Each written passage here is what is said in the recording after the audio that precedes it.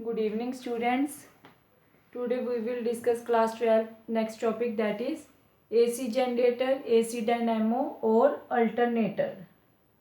AC generator का next दूसरा name है AC dynamo एंड एक इसको alternator भी बोला जाता है.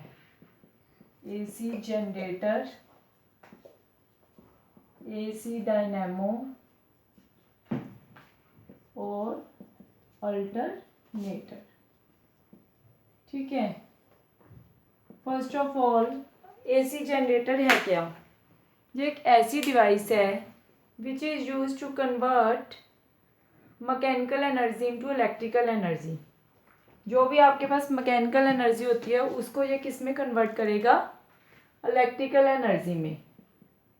It is a device used to convert mechanical energy into electrical energy. Mechanical को जो इलेक्ट्रिकल में कन्वर्ट करते हैं. देन आपको देखना है कि प्रिंसिपल कि किस प्रिंसिपल के ऊपर ये बेस है. ये आपका EMI पे बेस है, that is electromagnetic induction. Electromagnetic induction में क्या होता था कि अगर हमारे पास रिलेटिव मोशन होता था कॉइल और मैग्नेटिक फील्ड लाइंस के बीच में, तो उससे क्या होता है, whenever there is a relative motion, जब हमारे पास रिलेटिव मोशन होता है किसमें, कॉइल में और मैग्नेटिक फील्ड में, उससे क्या है हमारे पास अब फ्लक्स प्रोड्यूस होगा. फ्लक्स चेंज होने से फ्लक्स प्रोड्यूस होगा. जब फ्लक्स चेंज होगा, फ्लक्स चेंज होने से मैग्नेटिक लाइंस के ऊपर डिपेंड करेगा. वो फ्लक्स चेंज होने से क्या आएगा, उसमें एक करंट इंड्यूस होगा और जो करंट इंड्यूस होगा that is known as our induced current. Clear है? Whenever there is a relative motion between coil and magnetic field lines, then there is a change in flux due to which an EMF is induced, which is known as EMI. This is a principle on which AC generator works. Next आती है इसकी जो main है, that is the working. Working में देखिए क्या है आपके पास.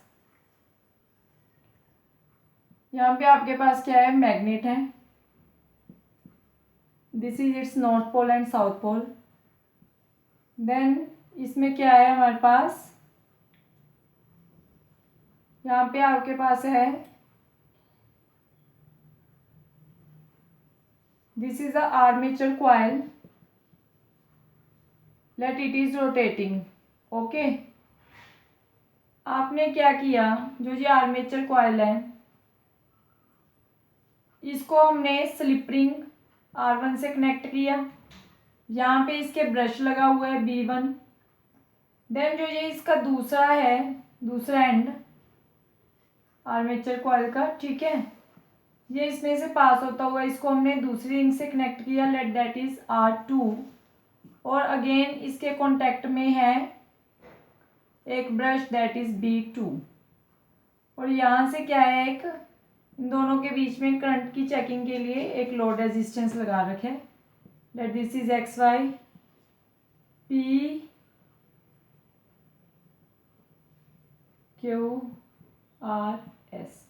क्लियर है? इस diagram is visible to you. Okay, अब देखिए वर्किंग में क्या है. First of all it consist of mainly 4 parts. 4 parts हैं इसके. एक तो हमारे पास ये मैग्नेट है which is use to produce strong magnetic field. Magnet का काम क्या है, मैग्नेटिक फील्ड को प्रोड्यूस करना. देन आपके पास जो ये रेक्टेंगुलर कॉइल दिखाई दे रहा है, this is your armature coil which is rectangular metallic coil and copper या वाउंडिंग इज डन. ठीक है, copper wire is bound up इस रेक्टेंगुलर मेटेलिक कॉइल पे. देन आपके पास क्या है, these are the slip rings R1 and R2. ठीक है, जो ये स्लिप रिंग्स है ये आगे किसके साथ कॉन्टेक्ट है, ये आपके पास आगे कनेक्टेड है आर्मेचर कॉइल के साथ. देन आपके पास क्या है, ब्रश है V1 एंड V2. और ये क्या है, हमारे पास कार्बन ब्रश है. कार्बन के ब्रश हमने क्यों यूज़ किए, क्योंकि कार्बन है जो it is a good conductor of, it is a good conductor as well as it is a good lubricant. Clear है? अब देखिए जैसे जैसे ये आर्मेचर कॉइल आपका रोटेट करेगा ठीक है। उसके साथ ही क्या होगा, ये रिंग भी रोटेट करेगा। रिंग रोटेट होने से जो ये ब्रश है it is slightly in contact with this slip rings. तब ब्रश से हमारे पास जहाँ से क्या होगा, करंट फ्लो होगा। अब देखिए क्या है, जो ये आर्मेचर कॉइल है, ये आर्मेचर कॉइल फर्स्ट आपके पास ऐसे रोटेट करेगा क्लॉकवाइज डायरेक्शन में, क्लॉकवाइज ऐसे होती है। पहले हमारे पास ये ऐसे रोटेट करेगा, ये आर्मेचर कॉइल ऐसे रोटेट करेगा अंदर की तरफ, मींस जो ये पीएस है ये अंदर की तरफ जाएगा। मींस आपके पास जो फोर्स लगेगी वो इनवर्ट लगेगी, इनवर्ट फोर्स लगेगी यहाँ पे। और यहाँ पे जो फोर्स लगेगी इस पॉइंट पे वो क्या लगेगी, वो लगेगी हमारे पास आउटवर्ड्स। क्लियर है। यहाँ पे फोर्स क्या लगेगी, इनवर्ट। ठीक है, यहाँ पे फोर्स क्या लगेगी, आउटवर्ड। अब देखिए जो आपके पास होता है Fleming right hand rule. According to Fleming right hand rule हमारे पास क्या है, देखिए फोर्स कहाँ लग रही है, इस पॉइंट पे पीएस पे फोर्स अंदर की तरफ लग रही है। हमारे पास थंब क्या बताता है, थंब आपको बताता था फोर्स, थंब फोर्स की डायरेक्शन में, मैग्नेटिक फील्ड ये 4 फिंगर है जो आपकी, ठीक है। देन करंट आपके पास, देखिए अब इसके अकॉर्डिंग क्या है, फोर्स अंदर लग रही है, मैग्नेटिक फील्ड इस डायरेक्शन में है, तो आपके पास जो करंट की डायरेक्शन है वो क्या आ रही है, डाउनवर्ड्स। समझ पा रहे हो ना, फोर्स अंदर लग रही है इस पॉइंट पे, मैग्नेटिक फील्ड इस तरफ, और डायरेक्शन ऑफ करंट क्या आ रही है, दैट इज डाउनवर्ड्स। मीन्स जहाँ पे जो डायरेक्शन है करंट की वो क्या होगी, डाउनवर्ड्स। तो ऑब्वियसली जहाँ पे आउटवर्ड्स है वहाँ पे ये डायरेक्शन क्या जाएगी आपकी, इनवर्ड्स। क्लियर है। अब देखिए क्या होगा, जो ये करंट आएगा, करंट यहाँ से R1 रिंग में आएगा, यहाँ से फिर ब्रश से इस लोड रेजिस्टेंस में जाएगा, देन वापस B2 ब्रश के साथ, देन स्लिप रिंग में, देन ये वापस चला जाएगा इस तरह से। इससे ये अपना सर्कल कंप्लीट कर लेगा। मीन्स हमारे पास जो करंट की डायरेक्शन हुई वो क्या हुई, x to y। ठीक है, हाफ रोटेशन में जी इस तरह से करंट आपका जाएगा through this load resistance, that is from x to y। अब नेक्स्ट में क्या होगा, ये तो हाफ पार्ट में हुआ करंट, हाफ रोटेशन के बाद जो करंट होगा वो कैसा जाएगा आपके पास, देखिए अगेन आपको यही डायग्राम बनानी है। क्या यहाँ पे डायग्राम विजिबल है आपको, okay. Again this is the north pole, this is the south pole. अब क्या होगा, अब ये वाला पार्ट हमारा इधर आ जाएगा, अब आपके पास क्या होगा, क्यू आर इधर आ जाएगा हाफ रोटेशन के बाद, पी एस आपका इस तरफ चला जाएगा, अगेन आर्मेचर कॉइल है ये आपके पास, ठीक है, यहाँ पे ओके। आप क्या करोगे, अब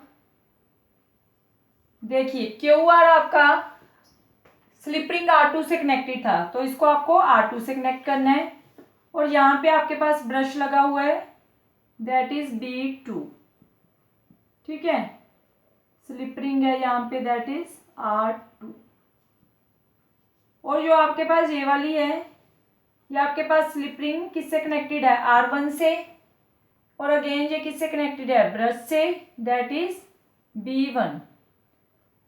अगेन ये आपके पास किससे कनेक्टेड है, लोड रेजिस्टेंस से, ठीक है, this is your load resistance. Again this position is x, this is y, okay. अब देखिए क्या होगा, अब इसमें अब यहाँ पे फोर्स लगेगी आपकी, ठीक है। अब ये आपका इनवर्ट जाएगा, ये हमारे पास अगेन आउटवर्ड, पहले ये इनवर्ट जा रहा था, अब पी क्यू क्या आ जाएगा, आउटवर्ड, ठीक है, और ये कहाँ जाएगा, फोर्स जहाँ पे क्या लगेगी, इनवर्ट, F1 F2, ठीक है। अब देखिए जब ये अंदर की तरफ जाएगा और पीएस जब बाहर की तरफ आ रहा है, अब इसमें देखिए पीएस में अगर हम आउटवर्ड की बात कर रहे हैं, फोर्स आपकी बाहर की तरफ लग रही है, फोर्स बाहर, ये आपके पास मैग्नेटिक फील्ड हुआ, सॉरी इस तरह से, फोर्स बाहर, मैग्नेटिक फील्ड, ये आपको विजिबल होगा। अब फोर्स देखिए बाहर लग रही है, इसमें आउटवर्ड वाला केस ले रही हूँ। मैग्नेटिक फील्ड अगेन मेरा इस डायरेक्शन में, तो मेरे पास जो करंट है वो कहाँ जा रहा है, अपवर्ड डायरेक्शन में। This is the direction of current, current upward. देखो force outward, this is the force outward, magnetic field इस डायरेक्शन में, तो करंट कहाँ जा रहा है मेरा, अपवर्ड डायरेक्शन में। तो यहाँ पे जो करंट जा रहा है it goes in upward direction, ठीक है। और यहां से जो करंट आ रहा है that is downward direction. Clear है। अब देखिए क्या होगा, जहां से करंट डाउनवर्ड आ रहा है, क्यू आर से अब करंट डाउनवर्ड आएगा, यहां से ये y2x जाएगा ना, यहाँ पे जो करंट जाएगा वो y2x जा रहा है, फिर यहाँ से ये वापस इसमें। अब यहाँ पे जो करंट की डायरेक्शन हो गई वो क्या होगी, y2x। पहले करंट की डायरेक्शन क्या थी आपकी, x to y, अब क्या है direction, that is y2x। This is the overall working about the AC generator.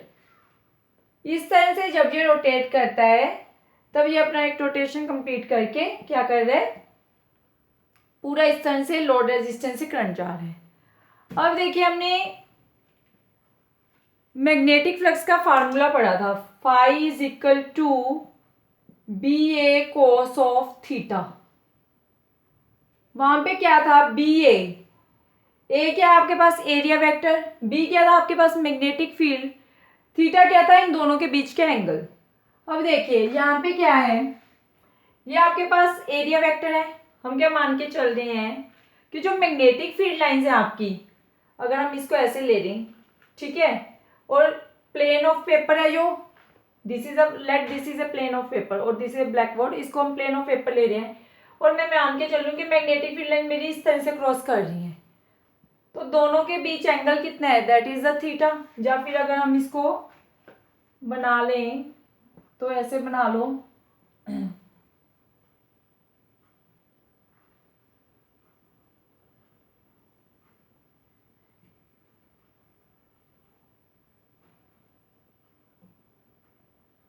देखिए ये आपके पास आर्मेचर कॉइल है, ठीक है, दिस इज आर्मेचर कॉइल। मान लो ये आपके पास क्या है, मैग्नेटिक फील्ड लाइंस है, यहाँ पे आपके पास एरिया वेक्टर है और यहाँ पे इन दोनों के बीच का एंगल क्या है, that is the theta. Clear है। These are our magnetic field lines, okay. अब बी और ए के बीच का जो एंगल है ये आपके पास यहाँ से क्रॉस हो रहा है, ठीक है, तो इन दोनों के बीच का अगर एंगल थीटा है तो फाई क्या हो गया, B A cos of theta. अगर यहाँ पे एंड क्या है, मान लो जो नंबर ऑफ टर्न्स हैं यहाँ पे, this is a rectangular metallic coil on which copper wires are bounded up. हम मान के चल रहे हैं कि एन मान लो नंबर ऑफ टर्न्स हैं, तो क्या हो जाएगा, N B A cos of theta. अब ई क्या होता है आपके पास, E is equal to d phi upon d t होता है। हमें ईएमएफ इंड्यूस्ड ही निकालनी है, तो ई इज इक्वल टू क्या होता है, according to Faraday's second law, we know according to Faraday's second law क्या होता है, E is equal to minus d phi upon d t. तो उसके according E is equal to क्या बन जाएगा, minus d upon d t. Phi क्या है आपके पास, N B A cos of, आगे आपके पास थीटा भी हमें पता है क्या होता है, ओमेगा टी के equal angular frequency, angular displacement, sorry theta क्या है यहाँ पे, एंगुलर डिस्प्लेसमेंट, कि इससे कितनी डिस्प्लेसमेंट की with respect to time. Theta अगर ओमेगा टी के इक्वल है तो यहाँ पे मैं पुट इन वन, थीटा की जगह पे ओमेगा टी लिख सकती हूँ, तो यहाँ पे क्या आ जाएगा, माइनस एन तो कांस्टेंट है, एन बाहर, डेरिवेटिव बी ए भी बाहर, डेरिवेटिव किसका आएगा मेरे पास, कॉस ऑफ ओमेगा टी का, minus N B A, sine का कॉस का डेरिवेटिव क्या होता है, minus sine omega t into में omega, which is equal to क्या आ जाएगा, N B A omega sine of omega t, that is equal to E. अब हमें पता है हमें क्या चाहिए, मैक्सिमम ईएमएफ चाहिए। फॉर मैक्सिमम ईएमएफ क्या होना चाहिए, साइन ओमेगा टी हमारा 1 होना चाहिए और ई की वैल्यू क्या होनी चाहिए, ई नोट के इक्वल, ठीक है ना। तो साइन ओमेगा टी अगर 1 है तो E not is equal to क्या बन जाएगा, N B A omega. When sine omega t is equal to 1 तो ई की जगह पे ई नॉट हो जाएगा maximum EMF, that is E not is equal to N B A omega. Put in, इसको आप सेकंड ले लो, put in to we get, जब आप इसमें पुट करेंगे तो E is equal to N B A omega की जगह पे मैं ई नॉट लिख सकती हूँ, E not sine of omega t. यही तो हमारे पास इक्वेशन थी अल्टरनेटिंग ईएमएफ की, that is E is equal to E not sine omega t. और यही हमारे पास एसी जनरेटर के लिए इक्वेशन बन गई फॉर ईएमएफ। क्लियर है ये टॉपिक, सिंपल सा टॉपिक था। पहली बात तो ये डिवाइस है जो कि मैकेनिकल को किस में कन्वर्ट करी है, इलेक्ट्रिकल में। देन किस प्रिंसिपल पे बेस्ड है ये, that is electromagnetic induction. Then इसकी वर्किंग आएगी, वर्किंग में आपको इसके पार्ट्स डिफाइन करने हैं। It consist of first of all magnet which produce magnetic field, slip rings which are attached to the armature coil. Armature coil it is a rectangular metallic coil on which copper wires are binding up. Then आपके पास क्या है, brush, these are the carbon brushes which is used as a lubricant. Copper is used because it is a good because it is used as a lubricant as well as a good conductor, and it is slightly in contact with the slip rings. This is a load resistance which is used to check the current. Clear है। Then आपको इसकी working explain कर देनी है कि पहले आपके पास क्या है, पी क्यू इस साइड था, आर टी इस साइड था, फ्लेमिंग राइट हैंड रूल के अकॉर्डिंग आपको करंट की डायरेक्शन बता देनी है। ठीक है, हाफ में उसने एक्स टू वाई किया, देन वाई टू एक्स किया। ठीक है, देन आपको क्या बतानी है, इसकी डेरिवेशन बतानी है, that is flux related with the this. Then इसको ओवरऑल ड्राइव करने के बाद अल्टरनेटिंग ईएमएफ की इक्वेशन आ रही है, that is E is equal to E not sine omega t. इसके लिए आपके प्रीवियस लेक्चर क्लियर होना बहुत ही कंपल्सरी है। ठीक है, so watch this video carefully. Thank you.